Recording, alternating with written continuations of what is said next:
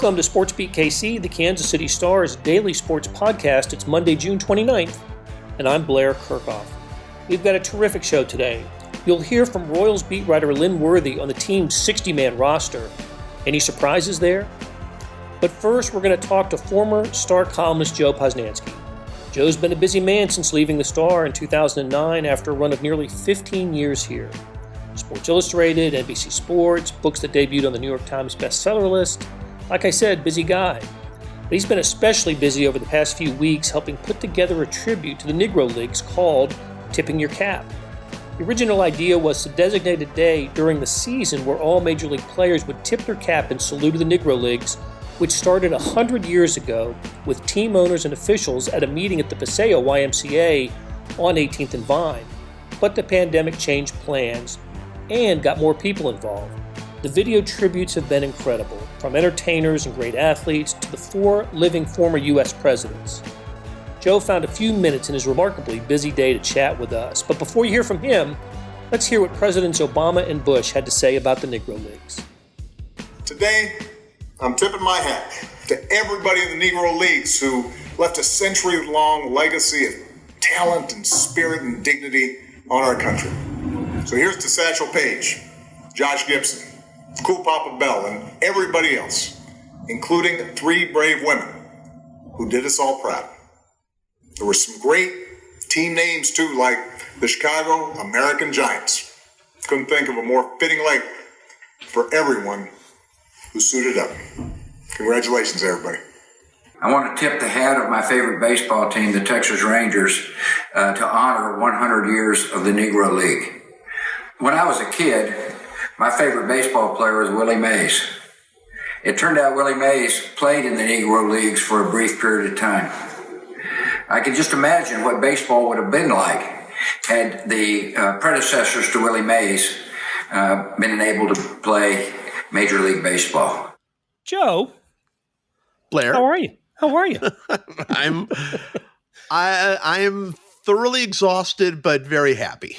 You should be. A little bit of walking on cloud 9 today for you, I suspect, as I flip through the tippingyourcap.com website. It's amazing. It's incredible, really. So, if for those that don't know, today the website was it launched today? We launched the campaign today. Today was the official launch of the campaign. Okay, and it is commemorating the 100th year. 1920 was when the Negro Leagues was formed at the Paseo YMCA. I actually, as I was driving downtown today, before I got to the building, I went and drove by the Paseo YMCA and took a photo of it and tweeted the photo of the building that's at 18th and Vine. But the Tipping Your Cap campaign is just that, right? It's having celebrities or anybody. You don't have to be a celebrity. Tip your cap to the Negro Leagues.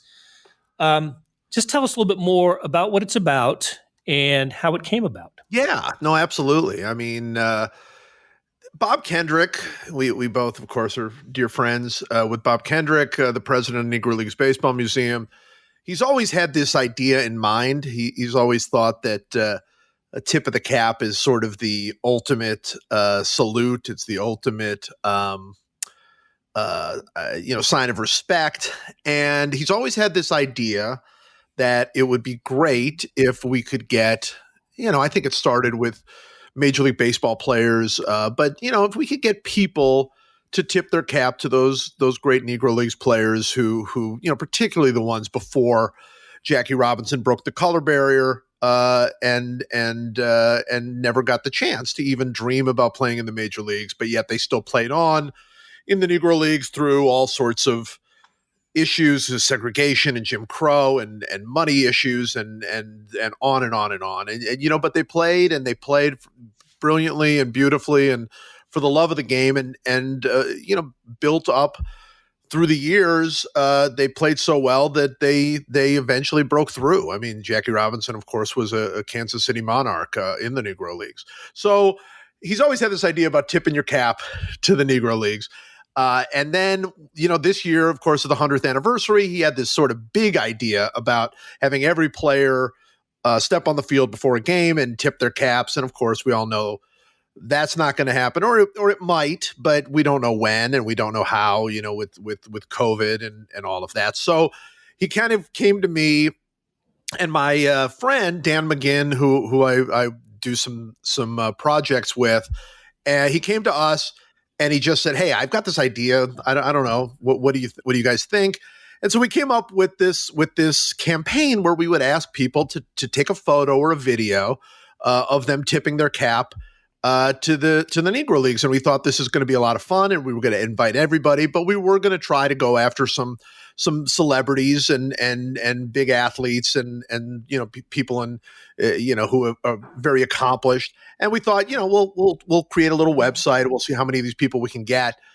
And it is taken off in a way that obviously we never ever could have conceived, could have imagined. So if I sound purely exhausted, it is because today is launch day, and we launched with the announcement that the 4 living former presidents all gave us a video or a quote, in the case of Jimmy Carter, of them tipping their caps to the Negro Leagues. And the videos are wonderful. They're all available online. They're available on our site at tippingyourcap.com. And once you get the presidents, it goes pretty well from there. And they fall into line, right? Yeah. So we have this beautiful photo of Michael Jordan tipping his cap. We've got some, it's funny because I keep telling people we have some amazing things yet to come today. I mean, I don't know when people are going to see this, but we've got just a couple of incredible videos. We've got one. I'll just tell you, we've got an amazing video from Magic Johnson, amazing video from Derek Jeter. Henry Aaron is recording a video for us that we're going to put up. Numerous celebrities have reached out to us. So it's kind of been, wow. It's been overwhelming. I mean, and here we are. I mean, I'm just a lowly sports writer, and to be sort of in the middle of this phenomenon, and it's all because of the idea, and it's all because of people's, real hunger to pay respect to the Negro Leagues. And I'm so proud of what we're doing, and I'm so proud of what it's going to do for the museum. I mean, that's obviously, the starting point and the end point for us is what we could do to help sustain the museum and keep it going for another 100 years. And that's been at the heart of this thing. And I think we're getting some things done. It feels that way. I imagine it does. So yeah, I'm looking at, on the website, looking at President Obama, President Bush, President Clinton, and President Carter in, respectively, Chicago White Sox, I'm assuming Texas Rangers for President Bush, President Clinton in a Cubs hat, and Jimmy Carter in his Atlanta Braves hat, kind of old school Atlanta Braves hat, which is really cool. Yeah, I think the only surprise there is the Clinton one. Clinton grew up a Cardinals fan. Yeah. He wore it, as he says in the video, he explains he wore it for Ernie Banks and for Hillary. So he wore it for those two. But, I don't know as a Cardinals fan if people are going to forgive him anytime soon for wearing a Cubs hat. But we'll forgive him because he did an amazing video for us. Right. So also, as you scroll down, Tony Bennett, Stephen Colbert, I love this. Placed side by side on the site are Tony Clark and Rob Manfred. Yep. We haven't seen eye to eye on much of anything lately. No, but we figured this is the one thing that could bring those two guys together. That was sort of our thought process there. There's General Colin Powell. There's Billie Jean King. I think that's really cool to see. Beautiful one. She did a beautiful one. And and they're still coming in. I mean, they're just pouring in, and people are reaching out to us asking us how to do it. It's super easy. You just send it to the website photo or a video. Either one, you can send it to photos@tippingyourcap.com. We've made it as simple as we possibly could. And of course, even if you don't want to do that, just posting it on your social media. Just as I was coming on, I saw that Ken Griffey Jr. had posted a beautiful thing on his Instagram account, and that's what we're looking for. I mean, this isn't about us and this campaign. It's about spreading the word and spreading the story and showing some real appreciation and thanks to those people who didn't get to live what many of us would consider a dream. Even though you and I have both heard Buck O'Neil many times say that he would never have traded his own experiences in the Negro Leagues for anything, and I'm sure many felt that way, but it shouldn't have been. It shouldn't have been, and of course, all of those great players paved a path to really make this the true national pastime. For sure. I've seen Whit Merrifield on social media and Lorenzo Cain among two of the current ball players. For Kansas City, yes. For Kansas City, we've got George Brett did one that we're going to be posting in the next day or so. And I think John Wathan has done one. Billy Butler has done one. The Royals have actually been fantastic. All the teams, have tried to chip in, but certain teams have stood out, and I know Dayton Moore and John Sherman, his owner, have really relayed to us their commitment to the story, and I think that speaks to who they are, but it also speaks to the fact the museum is there in Kansas City and is such a point of pride. Absolutely. Joe, it's 100 years. It was going to happen in 2020, and there would have been if this had been a normal season, if baseball had played out, what would this have? I think I heard you say this would have happened at ballparks across America on a certain day. Yeah, they had a day set up for June 27th. That they were going to have all the players step out. It was going to be their salute to the Negro Leagues, and it would have been a very, very sweet moment. And I don't want to. I wish that had happened, because if that had happened, we'd be playing baseball. We'd all be in a very different, position in our lives, and of course, the real tragedy of COVID-19 wouldn't have hit us. So I really wish that. However, that said, trying to make the best of a situation. In a lot of ways, I think this is even more special for the museum. I mean, that would have been a wonderful day, and all the players would have stepped out, and it would have been a great thing.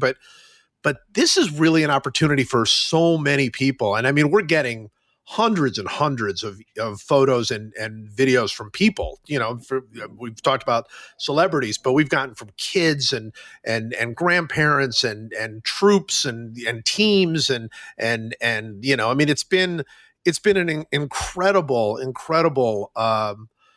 thing. I do want to say one more, since we've been talking about when we got the presidents, we were saying, okay, well, what can we do to top this? And is there any possible way to top getting, the four former presidents to do this? And somebody in our group, which is very small, but somebody in our group said, what we should do? We should get somebody from space. So we actually will be having a video, assuming NASA approves, a video of the commander of the space station tipping his cap from space. So that wouldn't have happened if it had been if they had been doing their tip your cap. So of course, all of us wish it wasn't where we are, but we are where we are, and I think that the way this campaign and people have come to it, and the way how meaningful it has been is really, really special. I wonder if he'll grab one of Josh Gibson's home run balls up there. while he's up there, he might as well, right? He might as well. Right. Well, Joe, I really appreciate you coming out and talking to us about this. It is a phenomenal enterprise, and you're right. I mean, I don't know if it, what a great adjustment that was made for this in the conditions we're in, and not only that, but the moment that we're in as well with Black Lives Matter, and the COVID has caused the pause in so many walks of life, including sports, and Black Lives Matter and the protests have been been with us now for more than a month, and there's just a much greater awareness, I think, of African Americans in this country. And I know I'm stumbling through because I don't know exactly how to say it, except that it's we're in a time of great awareness, and this is an enterprise I think that everybody can get behind, and it puts a smile on my face. That's for sure. Yeah. I mean, it is an extraordinary moment. I mean, we really are. As a country, we are in an extraordinary moment, and we are fighting about it, what that moment means. And it can be divisive, and it can be difficult, and people don't agree with each other. And it's often seems very tough. So to have something like this, where you see people, from all walks of life, from both sides of the aisle, old and young, and black and white and Latino, and on, men and women, and it's it's something that really, I think, touches a lot of hearts, because here are a bunch of people, men and 3 women, who endured through some very, very difficult times. And I think we can relate to that. And I think we can feel for that moment. So I know that's the power of this. I know I didn't do anything, even though I've not slept in 2 weeks. All I've been doing is playing catcher, just because people very much want to be heard and very much want to say that this is the best of us, is this ability to endure even through the hardest of times. And it's very special for me to be a part of it. It really is. I knew you'd say it better. Well done. All right, Joe. Hey, thanks. And next time you're in town, make sure to look us up. Of course. When we come back, Royals beat writer Lynn Worthy will discuss the team's 60-man roster. Hey, it's Blair. We have a special subscription offer for SportsBeat KC listeners, unlimited digital access to the Kansas City Star's award-winning sports coverage. Sign up now for 1 year of Sports Pass for access to all the sports news, features, and columns presented on the kansascity.com site, and it's only $30. That's a 40% savings off our regular rate. Your subscription will automatically renew after the initial term at $50 unless you tell us to cancel. Your subscription helps support the sports coverage of kansascity.com and the Kansas City Star, and that support has never been more important. Please visit kansascity.com/SportsBeatKC offer to get this special offer. And as always, thanks for listening. Hey, Lynn, how you doing? Doing all right. Ready for some baseball. Yeah, last time we talked, we were, the last, 10, dozen, 15 times we talked, it was just speculation. Well, we've left the realm of speculation, and we have a roster. We have a 60-man roster. The Royals, like all Major League Baseball teams, had to supply one. That we've seen it. We know who's on it. First thing, before we talk about who's on it, I noticed that not all teams went the full 60-man. Was it the Cardinals released a 44-man roster? What was, why would somebody have less than 60-man a 60-man roster at this point? Well, because you don't have to have all 60. Right now, you can still add people later on. So the thing is like, if there's somebody who maybe is a guy who I think the one example in my mind I remember seeing online or maybe tweeted out yesterday was like the Reds have guys who I think Hunter Green was one of their top draft picks a couple years ago. Wasn't on that 60, but I think he's coming off of an injury and he's in the middle of the rehab process. And so maybe he gets added later on as they get a chance to reevaluate his, where he's at with the rehab, but they just didn't put him on yet. And so maybe there's some guys like that where you don't have to put him on yet, but you can still do it later, or maybe you want to get him into workouts. The other thing is like there's the 60 guys that you're working out, but I mean there may be some other guys who are working out, on their own, the facilities were closed at least temporarily, but I mean at some point maybe you got some guys who are able to do stuff at your facility, and you say, okay, well we've got a chance to see what he's doing, and he's rehabbing or whatever, and say, okay, we can add him to the 60. So there's a few teams that I saw yesterday didn't put out a full 60, but they can still add people to that 60 group as you go along. Okay. Well, and this 60 in Kansas City will report to Kauffman Stadium on Friday for the first workouts. That's the schedule, right? The actual working out phase begins on Friday. Yeah. They'll be they need to report by Wednesday, and then they need to get tested, and they need to make sure guys are clear of COVID and ready to take part in the workouts. But the workouts won't start till Friday. Okay. So no surprise here, but that the majority of 60 on the roster are pitchers. 32 pitchers are on the 60-man roster.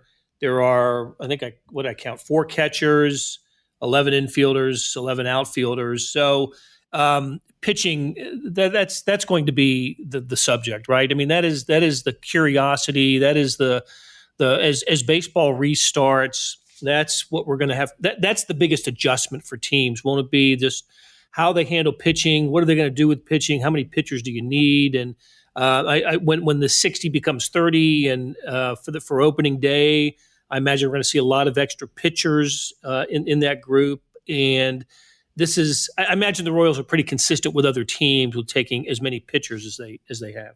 Yeah, I mean, it's the big question mark. I mean, so much so that we had the Zoom call with Matheny, I believe it was Friday, and I asked him, because I know that they've been paying attention to pitching and what they can do to try and keep them as ready as possible, keep them as stretched out as you can in that setting. And so I said, so what is realistic to be able to expect from your starters when you get the season started? Because they've been staying as ready as possible, but it hasn't been games. And so now, obviously, when the season starts, they're going to be games.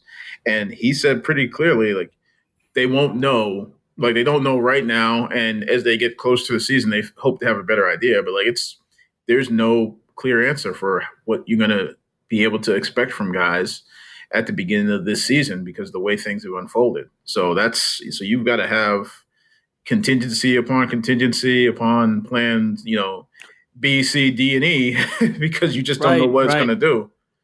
Yeah, and when we talk about teams and their, how different this year is with no minor league season, and it's different in so many ways other than the obvious 60-game season, but just how does continued development of top prospects, how did that play into the formation of the 60-man roster? Well, the fact that you don't know what's going to be going on for, even if you say there's no minor league season, but you don't know what's going to be available to those minor leaguers as far as training. And I think that played a big factor in somebody like, the one, I wouldn't say surprise, but the one that sort of catches your eye right away is Bobby Witt Jr., who, was their number 2 overall pick a year ago in 2019, who came out of high school, didn't even play a full professional season. He played, short season ball and then was in Arizona for the fall and everything, but hasn't had a full professional season under his belt yet, is on that 60-man group. I think that's the indicator right there that the uncertainty about what you're going to be able to do with your minor leaguers prompts you to put a guy like that in the 60s, so at least he's around the big club, he's around your staff, he's at least working out on a regular basis. If there's inter squads that they're doing with the group that's not actually on the active roster, then he can be part of that. So I think that's the indicator of how important some of these spots were, because and it's not just him, he's just one of the younger guys, but a guy like MJ Melendez, because in that catching group, Maybreeze Valoria, Sebastian Rivero, and Valoria's a guy who's played in the big league some too. But the idea that, in catcher is also a position where you always need some extra guys, but that you're going to bring all these guys there so that they continue their development in some form. Same thing with guys like, Khalil Lee and Sully Matias and, these guys who, probably weren't on the necessarily knocking right on the door yet, but were, you don't want them to lose that year of development, and I talked to JJ Piccolo, the assistant GM, last week, and just talking about some of the draft picks and what happens with them and with the uncertainty of the minor league season. And he was talking about, that ideally what they would like to be able to have is be able to bring these guys all into the training facility, have them work with the minor league staff, develop some type of way where you're getting them game-like situations, whether that's an instructional league, inter-squad thing, or an expanded fall league where instead of, the fall league usually has 5, teams make up, or 5 teams contribute players to one roster. Maybe it's a fall league with all just your guys and you're playing against different teams at different complexes. That would be ideal, but they don't know if that's going to be able to happen. So with that being a question mark, you bring guys to the place where you'll be able to get them work, and that's on that 60-man group. I was wondering if they would invite Asa Lacy to the roster, but the first draft pick just a couple of weeks ago, but that's not going to be the case. Yeah, I wasn't really surprised by that. I thought it was doubtful. I guess it sounds like his name was brought up, but at the same time, I think it's a big leap for, the last college game I think he pitched was early March, and he's been staying in shape. But so he's, pitched early March. Now you're going to say, okay, we'll try and build him up over this next couple of weeks and then have him in some way ready to contribute to a major league club. I just think it's a little bit much, where as opposed to, you could have him keep training, have him, if you're able to, bring him in and work with your staff. Otherwise, your staff's working with him remotely and sort of get him geared up for like a full season of pro ball, whether that's at the facility, a minor league season next year, that sort of thing, and try to speed him up that way, as opposed to, you go from no baseball and from college ball to no baseball for months to throw him in a big league setting. And I think Dayton mentioned it last week during one of the calls that there's no minor leagues to send him down to if you have issues and struggles. Like, it's just, if you hit a bump in the road, then, well, just go throw some side sessions and work it out. Right. A little while ago, I said 4 catchers. You're right. It is 6 catchers. That's how the math adds up, with 32 pitchers and then 28 position players. So do you sense, I know it's early, it's very early, they haven't even gotten there yet, but potential surprises to make the 30 right out? And will all the extra positions, do you think, go to pitchers out of the gate?